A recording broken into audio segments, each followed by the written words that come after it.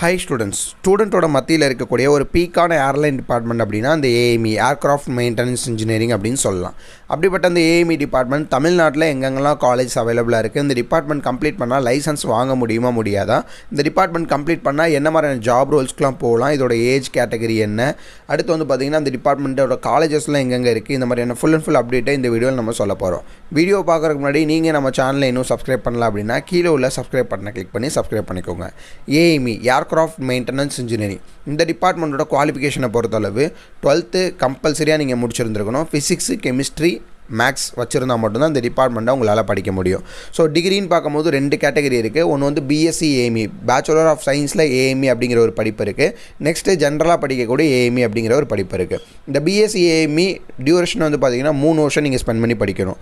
ஜென்ரலாகவே சயின்ஸ்னு எடுத்துக்கிட்டிங்கன்னா bachelor of சயின்ஸ்னு எடுத்துக்கிட்டிங்கன்னா 3 வருஷம் நீங்கள் படிப்பீங்க. ஸோ BSc AME படிக்கும்போது 3 வருஷம் நீங்கள் ஸ்பெண்ட் பண்ணி படிக்கிற மாதிரி இருக்கும். ஸோ செகண்ட் கேட்டகரியில் AME ஜென்ரலாக ஒரு படிப்பு சொன்னேன்.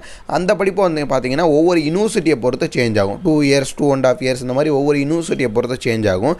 பட் அதில் என்ன ஒரு மைனஸான ஒரு விஷயம் என்ன அப்படின்னா, ஜென்ரலாக AME நீங்கள் படிச்சுட்டு நெக்ஸ்ட்டு செகண்ட் டிகிரியாக பிடெக்கில் ஒரு டிபார்ட்மெண்ட் நீங்கள் கம்ப்ளீட் பண்ணுற மாதிரி இருக்கும். அது ஒரு சின்ன மைனஸ் தான்.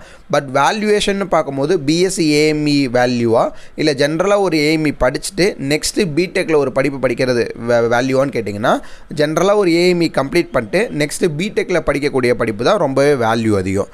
ஆனால் வந்து கம்பல்சரியாக AME கம்ப்ளீட் பண்ணிட்டு பிடெக்கில் ஒரு படிப்பு படிக்கணுமா செகண்ட் டிகிரியான்னு கேட்டிங்கன்னா, அது ரொம்ப மேண்டரி கிடையாது.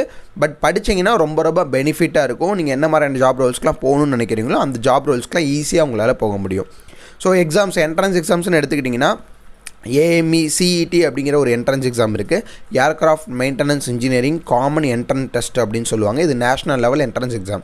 இந்த எக்ஸாம்ஸ் அட்டன் பண்ணிங்கன்னா உங்களால் பெரிய பெரிய யூனிவர்சிட்டிக்கு வந்து இந்த எக்ஸாம்ஸ் மூலயமா போக முடியும்.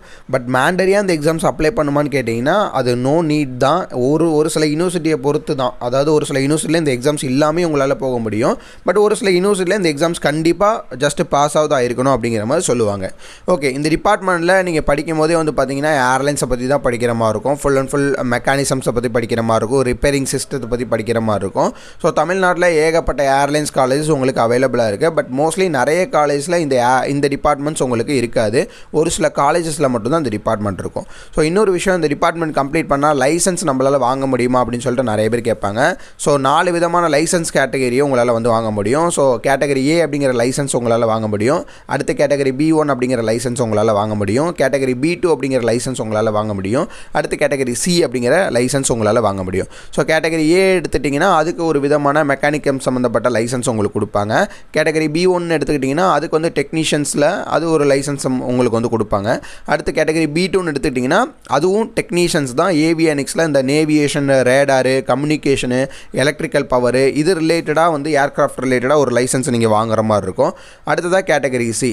கேட்டகரி C எடுத்துட்டிங்கன்னா அதுவும் அதே மாதிரி தான். மெயின்டெனன்ஸ் இன்ஜினியரிங் அப்படிங்கிற லைசன்ஸ் வந்து நீங்கள் வாங்குற மாதிரி இருக்கும். ஸோ இதோட லைசன்ஸ் பற்றி உங்களுக்கு ஃபுல் அண்ட் ஃபுல் தெரியணும் அப்படின்னா நம்ம இந்த வீடியோக்குள்ள டிஸ்கிரிப்ஷன்ஸில் கேட்டகரி ஏனா என்ன, கேட்டகரி B1 என்ன, கேட்டகரி B2 என்ன, கேட்டகரி Cனா என்ன அப்படிங்கிறத ஃபுல் அண்ட் ஃபுல் நம்ம அட்டாச் பண்ணியிருப்போம். அதை பார்த்து தெரிஞ்சுக்கோங்க. ஸோ எலிஜிபிலிட்டி நம்ம சொல்லியாச்சு. 12th PCM கம்ப்ளீட்டாக முடிச்சிருக்கணும். ஏஜ் வைஸ் பார்க்கும்போது மினிமம் நீங்கள் 18 years இருந்தால் ஓகே தான். பட் ஒரு சில யூனிவர்சிட்டியில் ஒரு சில அகாடமிஸில் 25 years இருந்தால் கூட அதை எடுத்துக்கிறாங்க. ஸோ ஒரு சில அகாடமிஸில் அதெல்லாம் எடுத்துக்க மாட்டாங்க. ஓகே, ஸோ லைசன்ஸ் உங்களால் வாங்க முடியும். அதே மாதிரி பார்த்திங்கன்னா ஏஜ் கேட்டகரி நம்ம சொல்லியாச்சு. குவாலிஃபிகேஷன் என்னங்கிறது சொல்லியாச்சு. காலேஜஸ் பார்த்திங்கன்னா தமிழ்நாட்டில் ஒரு சில காலேஜில் மட்டும்தான் இந்த BSc ஏர்க்ராஃப்ட் மெயின்டெனன்ஸ் இன்ஜினியரிங் அப்படிங்கிற ஒரு டிபார்ட்மெண்ட்டும் ஜென்ரலாக படிக்கக்கூடிய AME அப்படிங்கிற ஒரு டிபார்ட்மெண்ட்டும் உங்களுக்கு அவைலபிளாக இருக்குது. ஸோ கண்டிப்பாக ஜென்ரலாக ஒரு AME கம்ப்ளீட் பண்ணிட்டு நெக்ஸ்ட்டு அடுத்த லெவலில் வந்து நம்ம பிடெக்கில் படிக்கணுமான்னு கேட்டிங்கன்னா பிடெக்கில் படிச்சிங்கன்னா உங்களுக்கு ரொம்ப வேல்யூ அதிகமாக இருக்கும். ஸோ படிக்கும் போதே வந்து பார்த்திங்கன்னா எலக்ட்ரிக்கல் ஃபண்டமெண்டல்ஸ் பற்றி படிப்பீங்க, எலக்ட்ரானிக்ஸை பற்றி படிக்கிற மாதிரி இருக்கும், மெட்டீரியல்ஸ் அண்ட் ஹார்ட்வேரை பற்றி படிக்கிற மாதிரி இருக்கும், மெயின்டெனன்ஸ் ப்ராக்டிக்ஸை பற்றி படிப்பீங்க. ஸோ பேசிக் ஏரோ டைனமிக்ஸ்லாம் என்ன அப்படிங்கிறதெல்லாம் பற்றி படிப்பீங்க.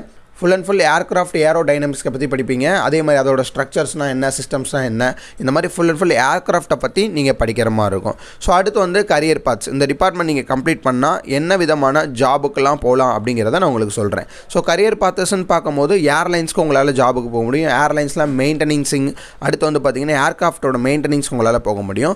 அடுத்து வந்து maintenance, repair and overhaul MRO அப்படின்னு சொல்லுவாங்க. அந்த ஆர்கனைசேஷன்ஸ்க்குலாம் உங்களால் போக முடியும். அதில் தான் வந்து பார்த்திங்கன்னா ஏர்லைன்ஸ், ஏர்க்ராஃப்ட் ஆப்ரேட்டர்ஸ் இதெல்லாம் வந்து பார்த்திங்கன்னா மெயின்டெனன்ஸ் பண்ணுவாங்க.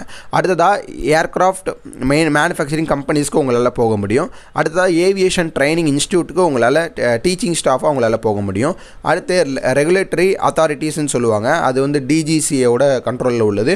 ஸோ அந்த ஏர்வொர்த்தினஸ்க்கு உங்களால் டிபார்ட்மெண்ட்டுக்குலாம் போக முடியும். அடுத்ததாக private jet operators and aviation கிளப்புக்கெலாம் உங்களால் போக முடியும். ஸோ ஸ்கில்ஸ்ன்னு பார்த்தீங்கன்னா மோஸ்ட்லி பெரிய ஸ்கில்ஸ்லாம் தேவை கிடையாது. நீங்கள் படிக்கும் போதே ஆட்டோமேட்டிக்காக உங்களுக்கு ஸ்கில்ஸ்லாம் வந்துடும். ஸோ ஜென்ரலாக AME வந்து ஒரு நல்ல படிப்பா அப்படின்னு கேட்டிங்கன்னா, AME டிபார்ட்மெண்ட் பிஎஸ்சியில் நீங்கள் பண்ணாமல் ஜென்ரல் AME நீங்கள் கம்ப்ளீட் பண்ணிட்டு நெக்ஸ்ட்டு செகண்ட் கேட்டகரியாக பிடெக் பண்ணிங்கன்னா உங்களுக்கு ரொம்ப வேல்யூ அதிகமாக இருக்கும். ஸோ அதுக்காக பிஎஸ்சி படிக்கக்கூடாது அப்படிங்கிற மாதிரிலாம் நம்ம சொல்லலை. பட் நீங்கள் ஜென்ரலாக ஒரு AME கம்ப்ளீட் பண்ணிட்டு பிடெக் AME நீங்கள் அடுத்த செகண்ட் கேட்டகரியாக பண்ணிங்கன்னா இந்த கோர்ஸோட வேல்யூ வந்து இன்னுமே சூப்பராக இருக்கும். ஸோ தமிழ்நாட்டில் இதோட காலேஜஸ் எங்கெங்கெல்லாம் அவைலபிளாக இருக்குது, இதோட அட்மிஷன் ப்ரொசீஜர் எப்படி, இதோட ஃபீஸ் ஸ்ட்ரக்சர் என்ன இருக்கும், இந்த மாதிரியான ஃபுல் அண்ட் ஃபுல் டீட்டெயில்ஸ் இதை பற்றி நீங்கள் எக்ஸ்ட்ரா இன்னும் தெரிஞ்சுக்க விரும்புகிறீங்க, AME டிபார்ட்மெண்ட்டை பற்றி தெரிஞ்சுக்க விரும்புகிறீங்க. ஸோ இது மட்டும் கிடையாது, ஏர்லைன்ஸ் டிபார்ட்மெண்ட்டில் இருக்கக்கூடிய BSc aviation, BBA airlines and airport management, MBA airlines and airport management, இந்த மாதிரி ஏர்லைன்ஸ் டிபார்ட்மெண்ட் இதை பற்றி ஃபுல் அண்ட் ஃபுல் இதை பற்றி தெரிஞ்சுக்க விரும்புகிறேன் அப்படின்னு ஆசைப்பட்டீங்கன்னா டிஸ்கிரிப்ஷன் கீழே ஒரு காண்டாக்ட் நம்பர் இருக்கும். ஸோ அந்த காண்டாக்ட் நம்பருக்கு காண்டாக்ட் பண்ணிங்கன்னா தமிழ்நாட்டில் எங்கெங்கெல்லாம் இந்த ஏர்லைன்ஸ் டிபார்ட்மெண்ட் அவைலபிளாக இருக்குது, இதோட ஃபீஸ் ஸ்ட்ரக்சர் என்ன வரும், எப்படி நம்ம ஸ்காலர்ஷிப்பில் அட்மிஷன்ஸ் போடலாம் அப்படிங்கிறத உங்களுக்கு ஃப்ரீயாகவே கைட் பண்ணுவாங்க. நெக்ஸ்ட் வீடியோவில் இதை விட சூப்பரான அப்டேட்டோட பார்க்கலாம். உங்கள் ஃப்ரெண்ட்ஸ் அண்ட் ரிலேட்டிவ்ஸில் யாராவது ஏர்லைன்ஸ் படிக்கணும்னு இருந்தாங்கன்னா அவங்களுக்கு இந்த வீடியோ மறக்காமல் ஷேர் பண்ணுங்கள்.